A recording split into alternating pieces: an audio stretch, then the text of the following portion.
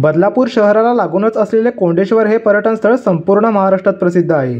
दरवर्षी हजारो पर्यटक निसर्गाचा आनंद लुटण्यासाठी या ठिकाणी येत असतात। परंतु हे पर्यटन क्षेत्र जेवढं आकर्षक आहे तेवढंच धोकादायक सुद्धा आहे।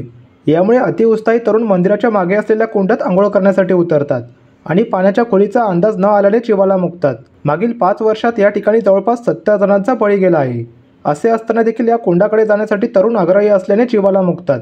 आज देखील मोठ्या प्रमाणात तरुण स्टंटबाजी करताना दिसत होते। यामुळे तरुण मंडळी आपला जीव धोक्यात घालत असून ही बाब अतिशय चिंताजनक आहे।